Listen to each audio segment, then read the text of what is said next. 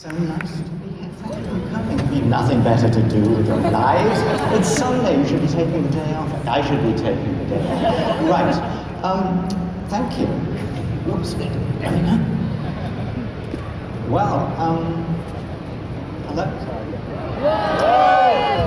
Do you realize that film you just saw was edited, created by an Italian fan? How about that?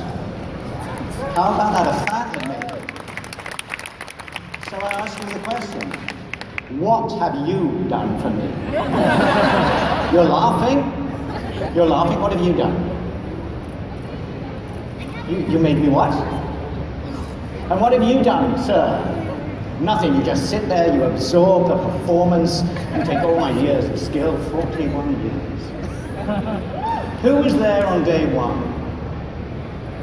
Really? How old are you now? You're 45. Does it? Yeah, really? That's pretty impressive. I was very young at the time. And did I want to be in a Star Wars movie? No. Seriously, I turned down the job interview. How dumb was that? Oh yes. So now, who has seen what was the first one called? What? Oh no, chronologically. Oh right. Which is the best way? Chronologically or the other way? The other way. Which way is that? Okay, who's seen A New Hope? Who's seen The Empire Strikes Back? Who's seen Return of the Jedi? Who's seen, this is where it gets tricky, Episode 1, The Phantom Menace? Who's seen Episode 2, what was that one? Attack of the Clones, that's such a silly name. And who saw Revenge of the Sith? And who saw The Force Awakens? And who saw Rogue One? And who saw The Last Jedi? Do you realize I have been in all of them? And you have been paying my salary. Thank you. There are so many films, I've actually forgotten the numbers and the names, and my brain is getting too full. And for all of these years, you have been watching me suffer. And again I say, what have you done for me? You paid your ticket money, and that's very nice, and I get a tiny, tiny bit, so thank you very much for that. But here we are, and now you see me naked, in a sense, okay? Unless you stay afterwards, and then we'll have, I don't know, easy girl. It was a joke, really. But you can stay. You can stay. I thought we might have an opportunity because I have so many stories that would be easy for me to say, and you think he's told that story before. And you know, the curious thing is, the stories that I tell were true in 1977 as they are today, because the story is the story, the fact is the fact. They don't change. But I've realized not to be embarrassed to tell them again because there are new fans coming up over the centuries who've never, nearly half a century, who've never heard me tell this story. So those who have heard before, don't go, oh, I've heard this story, that's boring. Bear with me. But I thought it'd be fun today if you ask me questions and see if I can answer them. What do you think? Are you up for this? Who shrieked here? Who went woo? You went woo. I'm going to pass amongst you, so there may be, actually I'm going to pass amongst you this way. There are two ways of doing it. And here we are, because some of you may have really interesting questions to ask. Other people don't. Okay, who shrieked here? Yes. This is my husband, John, and he actually has an excellent question. This isn't America. It's okay if you bring your husband, I take your word for that, okay. And he's going to ask a question. He has an excellent question. Why isn't he asking? He didn't shriek, so I shrugged. Okay, shall we wait till he shrieks? What? Is that a shriek? Okay, wait. There's a shriek. Eek! That sounded like an Ewok, some stuff. Can you stand up? Just stand up, sir. What is your name? Obi-Wan Kenobi. Obi. That's probably his real name, isn't it? Okay, what is your question, and Eek? Okay, Eek. So, this is the last Jedi question. Do you see how much preamble? I mean, how much time have you got? I said, have you got a question? Suddenly we have the marriage guidance thing, and then we have, this is a question. Yeah, your question is? Okay, while on Crate, when Master Luke shows up at the end, you guys are on the Rebel base on Crate, he shows up projecting himself, although we don't know that at this point. Normally I would expect C3PO. Oh, sorry. Normally I would expect C3PO to go, Master Luke, I can't believe it's you, or something along those lines.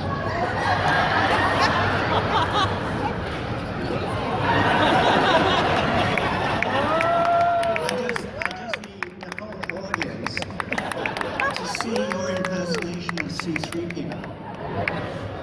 Wait, Master Luke, I can't believe it's you. can I sue for this kind of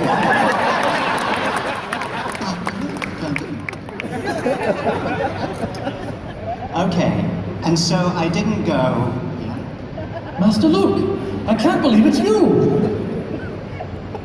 right, Okay. which leads us to your question. My question is, because you didn't have that reaction whenever he was first seen, you kind of had this blank look on your face like normal C3PO, but you didn't react. So when he's leaving, you say, Master Luke. And my question is, did you have any recognition of him whenever he first arrived, or because he was projecting himself, you didn't know? What's your opinion on it? I'm done. That was going to be my question. Okay. It's actually a very good question, surprisingly. Because the point was that after all these years of not seeing Luke Skywalker, and how brilliant it was to be back there with Mark Hamill again after all these years, the point was that 3PO, even 3PO, it's said in the script, even 3PO knows this is not a time to go, Master Luke.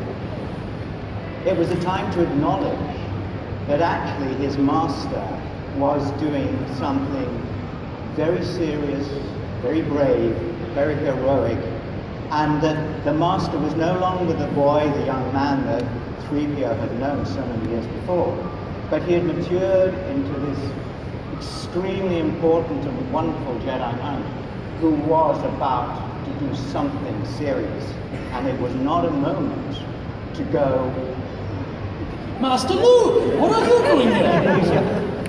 You do Jar Jar Binks as well, don't you? I hope not. Very, very good question. So that is the serious answer. Pretty good, huh?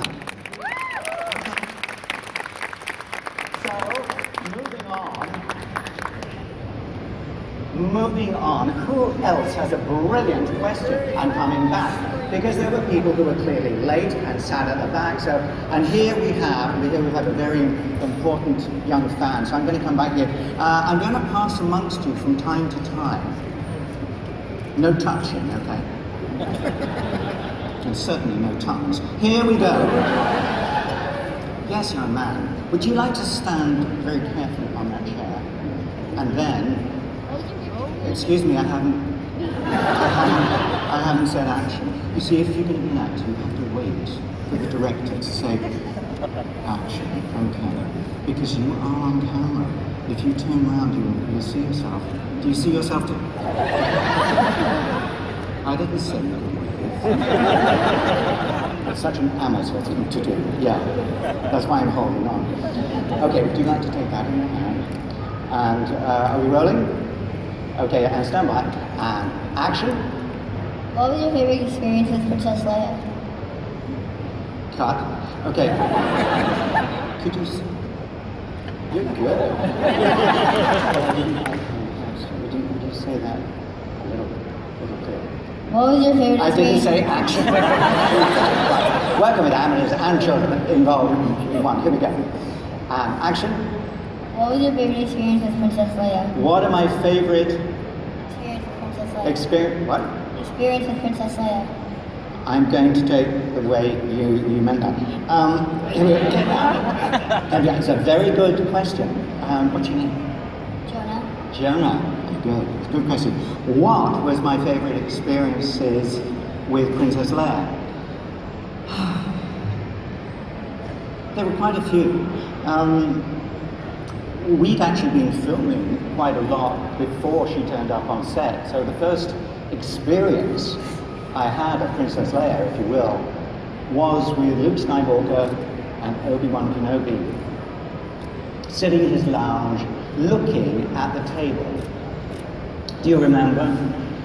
I switched off actually, but I hadn't quite by then.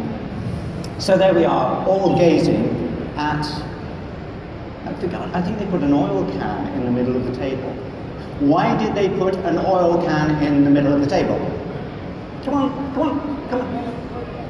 So we know what to look at. Then we stand up, sir. Man's a genius. What's your name? Scott is a genius. He knew the answer. I'm a star. I get the attention. You think I'm kidding? So we all have the same eye line, okay? Remember, eye line's very important. If you all look in different ways, then the audience are not going to believe that something is there which actually wasn't there. So there we are, we're sitting there, and we're hearing somebody read over from the script, "Help me, Obi-Wan Kenobi, you're my only hope," or whatever she says. Is that right? Did I get it right? And then, of course, later they put in the hologram of Princess Leia in her white frock. I don't remember I think the earliest time I saw Carrie Fisher was when, in that famous moment, she's with Harrison Ford, oh yes, in a strange thing, a strange little ante-room. And 3PO walks in, I think it's from this side actually. They're about to get close, and 3PO walks in and goes, "Yeah, I have something, the reverse button or something like that." And as I did that, something fell off my arm. I didn't feel it go, but I heard it, and I thought, yeah, we've got to do this again. And I promise you, if you have the ability to freeze frame that moment on your digital whatever, you will see an arm greedily fall bang on the floor. But you can watch it go like that. And the important thing is, you didn't really see it, but you heard it clatter on the floor. But of course, it was fun, because we weren't using that soundtrack. The sound was put on later. But there we were, I'd interrupted this piece of romance. But the real point, I do remember, is when Luke Skywalker had returned, having nuked the Death Star, do you remember? And everybody's rushing about, and Carrie and I were running from the back of the hangar like this. And on the first take, I'm kind of going like this. And then I look, and she, I promise you, is, because I heard her giggling, and I look, and she's going, because she was bobbling down the arena there. And it was a very un-Star Wars thing to do. So they took her aside, and they wrapped crepe bandages around her chest so that she could be more streamlined. And so that was my first word, because she was laughing away, and I was. You know, 3PO was smiling as well. He liked that kind of thing. And then, of course, we get there. We get to the X-Wing fighter, and there was Mark Hamill having come down the ladder. And all these people are rushing around. And Mark was running up to them, sort of saying, "Well done, congratulations," because nobody had told the extras what he had just done. They didn't say, "This guy has just got rid of the enemy full-time, he's a major hero." So there he was, major hero, being totally ignored by people. Very important to tell the extras what is happening, because they'll give the scene away. And then the film, of course, opened. And I was in Hollywood for some reason, and Carrie and I went to dinner. She took me to dinner at a restaurant on Hollywood Boulevard called Dar Maghreb. It's a Moroccan restaurant, and there was a manager in full Moroccan gear, and he was all over us, and absolutely loved it. And he was saying to Carrie, I really loved your film. I thought you were terrific, you were this and that. And she carried on talking, and then he said, there was only a couple of things I didn't like. The droids. Carrie really laughed. She doubled his tip. You see, English people are very honest, and I think because he was English, he didn't get the magnificence of C3PO, human cyborg relations. He just thought, everybody talks like that in England. Well, fortunately they don't, so... and then, I suppose, moving on, all sorts of things. And one of my last memories of Carrie is when we were shooting the last film, what was it called? The Last Jedi, yes. How it works, certainly at Paramount Studios, is you get there quite early in the morning. You're driven in a very nice car, and they drop you off, and there's people to open the door and say, take you to your trailer and say, would you like us to bring breakfast to you, or would you like to have breakfast? Because we're not quite ready. Oh, we are ready. And then you go down to the set, and you're not dressed up or anything. And you walk through the scene, and it's often cold, and it's not lit, and there Carrie would arrive, looking, I have to say, like a bag lady. Her hair in rollers with a net over it, her warm coat on, and the entirely ubiquitous can of Coke in her hand. And you would walk through the scene. She'd be carrying the Coke all the way, and then maybe she'd put it down, and then what you do is you work out, or you stand there, you walk over here, this, and this, you walk through it, and then you walk through it again. This time they're bringing in the cameraman and the lighting people, so you rehearse, and then they say, thanks guys, and you go back to your trailer, and possibly about 2 hours later, you come on set, and this time you're for real. And there's Carrie, no more bag lady. Beautiful, beautiful clothes, beautiful makeup and hair, a serene face, and always the can of Coke. You would be amazed to know how many scenes in that film and the previous one, if there's a thing between the camera and her, there's a can of Coke behind the thing. And it was slightly disconcerting from my point of view, because for me, every scene ended up looking like a soft drink commercial. And of course, the crew are very, very careful not to leave these things lying around, that and polystyrene cups and whatever. They're always checking the set. So those are some, and I'm sure there'll be other memories that, I remember her generosity, her kindness, the parties she would give. Yeah, and her death really hit us. And one of the odd things now I can tell you, because as you know, I have promised not to tell any secrets about anything they haven't seen yet. Yeah. I can carry on? Cool. Thank you. Because the mouse has eaten. They're listening to you, see? You see? They're listening.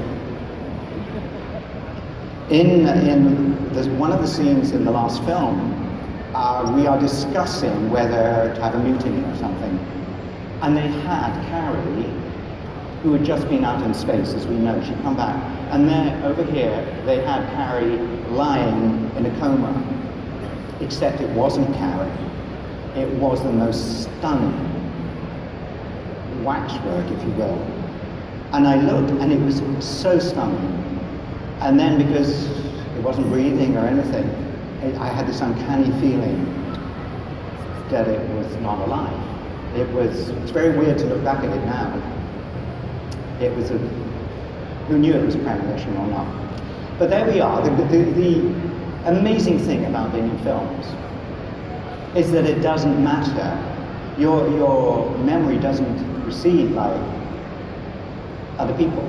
Carrie will always be on screen. We will always think of her as the princess and then the general, whatever she became. We'll always think of her wisecracking and her funny interviews and whatever, because in our view. So if you want to be immortal, be an actor. Okay, another question. Young lady there, would you come up on stage here because you are beautifully attired. Just be very careful because in case we can't afford the insurance. Yes. And what have you come as, in a sense? Agent Carter from Captain America. Oh, stupid me. Agent Carter from Captain America. And Agent Carter, what is your question? Is it a good question? Because you come up on stage and these people really hate you for it's a dumb question. Hope so. So I want to know, can 3PO feel pain? Because he says, ouch, that hurt. But I think at some point he gets ripped apart in Empire. And I'm very concerned about him. Can 3PO feel pain? Almost constantly. 3PO is sentient enough to know that he has near human qualities, maybe superhuman qualities of understanding, of empathy, of caring. And you ask if he feels pain. He feels your pain. He doesn't feel Darth Vader's pain because he's on the good side, and Darth Vader clearly is anything. So, does he feel pain? Yes, he does. He's terrified of being. Well, I suppose when you're melted down, that must hurt, and it's no wonder he's afraid of being melted down, isn't he? He gets decapitated in every film. He gets what? Decapitated? Does he? Twice. He gets disjointed. Does he get? I must admit that in The Empire Strikes Back, when I turned the page and saw the bit where he's blown up, I thought, oh, that's my career gone. And there we are. It wasn't, thank goodness. George always loved torturing 3PO. I think he genuinely wanted to torture some of the other actors, but he couldn't get away with it. Do you know what I mean? Because they scar more easily. But yes, he does feel pain. And he has tremendous sympathy and empathy for people. And that's why he cares that people behave nicely and are nice to each other and well-behaved and well-mannered. It's a very good question. Do you think he feels pain? I thought so, but I was wondering. Mm-hmm. Do you feel pain sometimes? Sometimes. Okay, thank you so much for your question. Somebody come over here. Yes, young man, come here. Hey, come. You're wearing a Star Wars t-shirt, so that's good. What's your name? Caleb. Caleb, why don't you look at the camera over there, and we'll look at you on screen, see how handsome you are. See, what's your question? What was your favorite part of? What was your favorite Star Wars movie? What was your favorite Star Wars movie? What was yours? Yours was The Last Jedi. Hands up, anybody whose favorite movie was The Last Jedi. Hands up. There's somebody over there. 1, 2, 3, 4, 5, 6. Putting 2 arms up in the air doesn't count for 2. So a handful of people have joined you because a lot of people had. Hands up now, anybody who has some criticisms of The Last Jedi. Hands down. There's quite enough of that. Just because they all put their hands up doesn't mean you have to as well. We take it. Did you have any criticisms of The Last Jedi? You loved everything. Yes. That's what I like of a true fan. You see, you take the good, the bad, and the ugly. Okay, sit down. That's a good question. I got to admit that I've seen the film twice and had a really good time. But then I started to read and hear people's comments, and I think some of them are valid. Some of them make sense from a certain point of view. Others say, you know, it's a new dimension, it's a new leaping forward, if you will. It's carrying on the saga in a different way. What is the most important thing about The Last Jedi? What is the most important thing about The Last Jedi? What? 3PO survives! Yes! How good is that? Yeah. Question now. Yes, young man. Oh, young girl. Sorry, young woman. Just come here. So, come here. Mrs. Duffy. Right, what's your name? Samantha. Samantha. Just come here, Samantha. Would you like to hold that? There you are. What's your question? Why do you have a red arm in The Force Awakens? Nice. I prayed nobody was asked that question. Why do I have a red arm in The Force Awakens? Was it my idea? Was it JJ's idea? Did I come up with other ideas? Did I Photoshop images of 3PO with big patches on his arm with staples and thing? Did I do that? Did I say, how about this? Did I, every day on set, say to JJ, no forgiveness? Every day on the set, no forgiveness. Working with JJ is a delight. And he listened to me. And do you know what he did? What did he do? He made a comic book called The Phantom Limb. We have some on my signing area, I think, some left, which is a beautiful story about how 3PO got a red arm. It's a very sweet story. But more importantly, do you picture the end of The Force Awakens? There goes the Millennium Falcon. There is the whole crew. You turn around, there's the whole crew. And who do we see on the left side of the team? We see 3PO. And what's he doing? He's waving his golden arm. You see, JJ is a wonderful man. And he listened to me, but only for the last shot of the film. That's a good question, thank you very much. Another question. Oh, walking through, remember, can I squeeze my ear? Good man, here we go. Okay, it'd be easier if people ask questions near where I'm standing, but they don't worry about it. Okay, oh, you're keen. Oh, look at it, standing up. Carrie, there's your close-up, here we go. As the only person to appear in all 9 Star Wars movies, will we be seeing you in the Han Solo movie?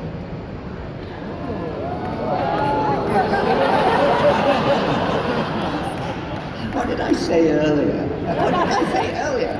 No one ever is allowed to speak about anything that hasn't happened. And that includes, is it called Solo or something? Oh, it is called Solo, because I've been reading things on the YouTube.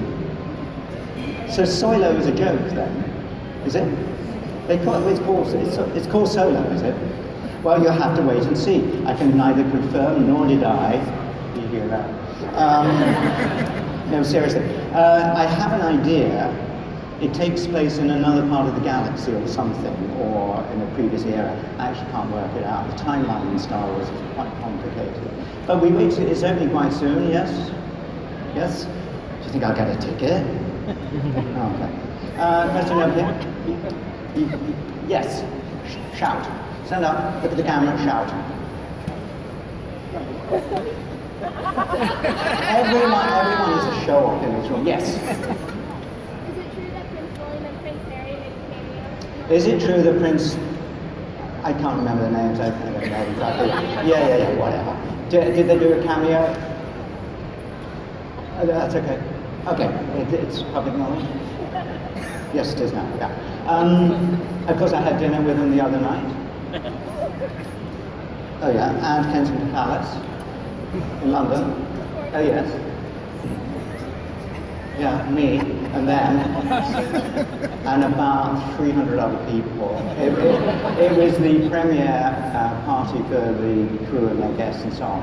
And they were at the premiere, and indeed I stood in line and, you know, whatever. Your Majesty or whatever we call it. It's very complicated. You're easier, you just got a president. But you have the word president. We have your Royal Highness, your Highness, Mom, all that kind of stuff to deal with. They indeed did visit the studio. And there are pictures on the web of them meeting C3PO. The sad thing there, I wasn't there that day. I wasn't on set that day. What they met was a stuffed dummy of 3PO. Very sad. They were in a scene. They dressed up as stormtroopers. Seriously, they were in a scene with John Boyega, I think, going up in the elevator or something, or something like that. John was in the scene. And it shows the egalitarian nature of the British psyche, that They were cut out. It doesn't matter if you're going to be king. If that scene is slowing down the film, you're out. Of course, Ryan Johnson and Kathy Kennedy will never be knighted. They've totally lost any honors from the royal thing. But this is what happens in movies. One of the sad things, you remember Canto Bight in the last film? It was on the biggest stage in Europe, way big, it was as big as the thing. I worked on it. Do you know I became a member of the crew? Does anybody know? Now we do. I'll tell you, but do you want to hear about it? Yes. Okay. What happened was, the department came to me and said, in this film, we have some droids who are waiters. And would you come and give them, they are basically crowd actors, quite small, they will have a robot costume. Would you come in and do like a master class, small m, small c, in being a robot? Golly gosh, yes, that would be fun. So I had a meeting with them and we played around and sort of did a bit of isolation of limbs and whatever, and possibly how to work without being able to see where you're going or bumping into things. And then we had great fun and we practiced with some props. We practiced with a tray and some wine glasses. And it's like, is this a joke? These guys have metal, plastic arms, they have no real hands, and you give them a tray that weighs a ton, and then you have real glasses that weigh a ton, and you take away their sight, and you expect them to perform on camera. Are you crazy? Oh. So come the day, and the set literally was bigger than this place. And it was amazing because the set was filled with the most beautiful characters, the most beautiful costumes, headdresses, masks. It was jaw-dropping. And they asked me if I would be a wrangler on set for these guys. So there I was every morning now, being picked up by a nice car, driven to the studio, given breakfast, arriving on set about 9 o'clock. To find these guys who'd been there, who'd come on a bus, a train, a bus, and I think another bus to get to the studio for like 6:30, whilst they prepared. Then we're on set at 9. And they worked all day. I got back in my car, home. They had to get on a bus, a train. I don't know how they did it. And they worked really, really hard. And you had all these beautiful, beautiful characters. And then you had a scene with the big horse thing leaping through that window, full reel, very frightening. You had these huge playing tables, very, very heavy, kind of billiard type casino tables, just smashed out of the way on big cables, hydraulics. And then it was all put back again for another take. It was beyond magic. And I thought this scene is really going to change filmmaking forever. It's going to change design of evening wear for men and women. And what do you get? There was one scene that is actually a big rig, so towers either side, the camera running through the center over tables, past waiters with trays and the first take, as the camera sweeps up, they were using real glasses again, so they were tidying up and then on to plastic. But it was magic. I was so honored to be there. And then I saw the movie, I thought, well, what happened? Nothing, they're not there, the droids, the sweetie droids are barely there. They'll be in the book, they're probably in the extras. I'm not telling you this. I remember. Ask me another question. Yes, you. Loudly. Stand up. Now, stop, right, go. Sorry. You met me 10 years ago and you're wondering if I'm still active. Do you know what it called me? I was trying to book a rental car from Dollar Rental Car and it was all fine until they said, what is your age? Clickety click, I went, we can't do this. Dollar Rental Car won't rent me a car. How do I feel about that? I hate them. All together now. We hate Dollar Rental Car. We hate Dollar Rental Car. All together and louder. We hate Dollar Rental Car. You're not very good, are you? Yes, I am still active. as you see, look, I keep moving. Just so you don't think I've died. You know, if I stop moving, you might drag me down to more. But okay. Right now, I'm still active. As far as acting goes, I'm very happy just with the Star Wars thing, because I have a beautiful home life, beautiful life traveling around the planet. I just got back from India, again, a beautiful place. I'm in Dallas.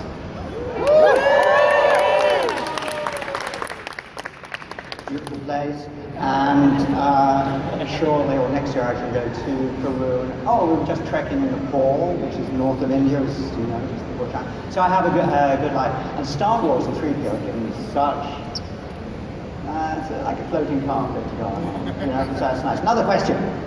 Oh, you're getting, yes, go on, because you're here. Come stand here. Yes. I was just wondering if you're recognized in public since you walk around naked. Am I recognized walking around in public naked?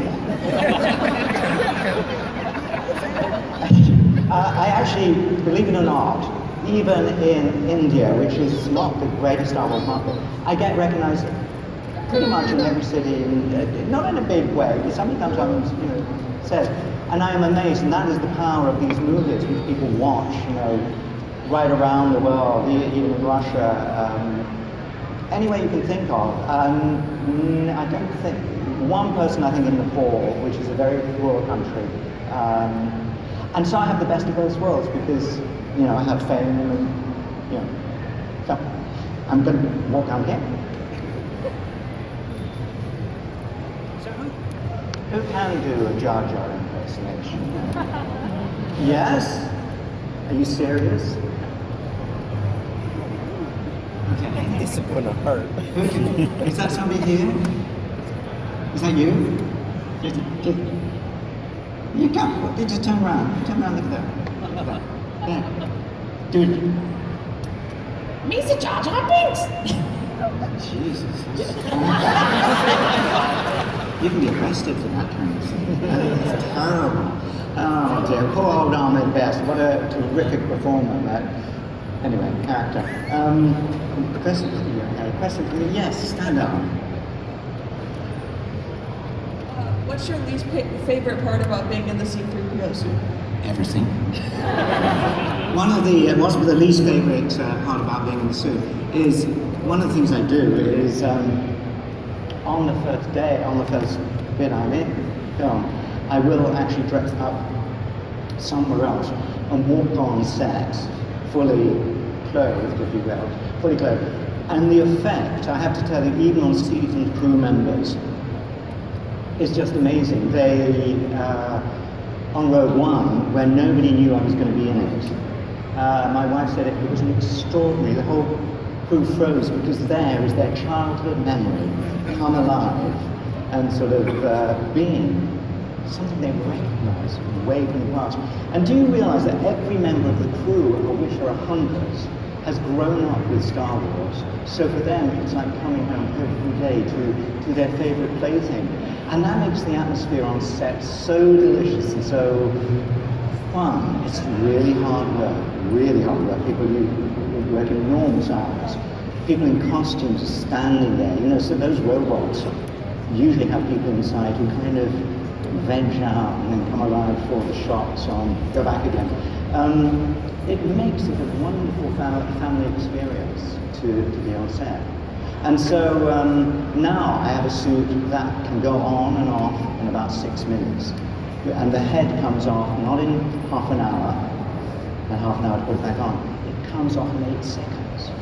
Because they've redesigned it, they rethought it. And I'm very grateful to them. What? Yes, I'm sure you saw that with Yoda in the last episode where they made his voice the technology so it can be Yoda forever. In like 30 more years, if you're not playing C3PO anymore, would you approve of Disney using her? I love that. What do you mean I've signed it away? That is so cool. In 30 years, I will be 102. Will I still be doing it? Interesting. They do own the rights to everything I've ever said.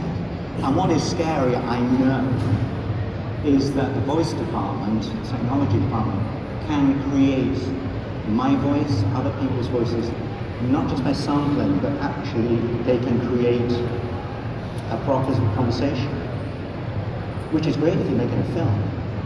If you can no longer trust recordings, you have a recording of you saying that you're going to, behave badly. People can make this stuff up now. It's a scary world. In 30 years' time, it's going to be more scary. So yeah, Disney can do what they will with my voice. You would what? Will I be proud to be C3PO forever? I kind of am 3PO forever because, as I said, films make you immortal. But what has actually made Star Wars have such a long legs, do we think?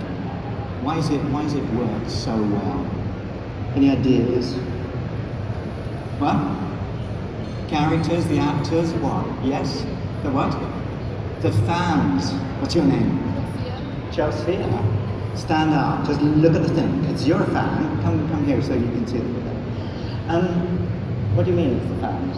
Well, if you didn't have a great fan base, then the movie wouldn't be able to continue. So by having a great fan base, you can continue making movies and making more fans. Because if you look around, there's kids very young and there's people who are very experienced in life. So you have a great base of fans.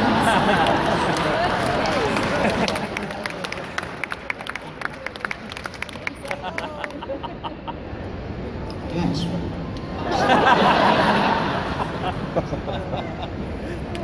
Were there any pranks or pranksters during the movies? Oh, the odd prank happens, but a lot of the time it is so intense and so much money by the minute that no, I'm not even going to go there. Just stand up there. That was a terrific answer. It was a little long. We'll edit that in post, but yeah, seriously, it's because of the fans that we can go on making them. And what I love about coming to an event like this is seeing fans talking to each other, getting to know each other, meeting and so on. Because it has become a kind of world community, which is absolutely beautiful. And a personal thanks for me. Did anybody see Star Wars in concert when it was here? Beautiful thing with me narrating as myself the story of Star Wars. And what I felt every night from the audience, thousands of people, there's me with the symphony orchestra and all that kind of thing. But the attention, the love, the empathy, the warmth from the audience was absolutely palpable. And then I realized something else, we can sit down now, that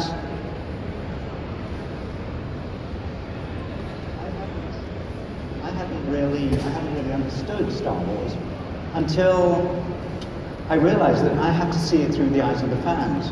Because I'm there, because I see all the filming stuff, the cameras, the lights, everybody, the crew, the silly things, the bits that fall off. I don't see the films like you do. What I realize I do is to see the films through your eyes. I see the joy, the thrill, the affection. I see it. So that's what I'm reading now. And I have become much more of a fan over the last few years because those concerts triggered something in my brain. And when so many of you come up and say, thank you for my childhood, I get it. I totally get it. There's something about Star Wars that triggered something in so many of you that has stayed with you since those early days and with your kids.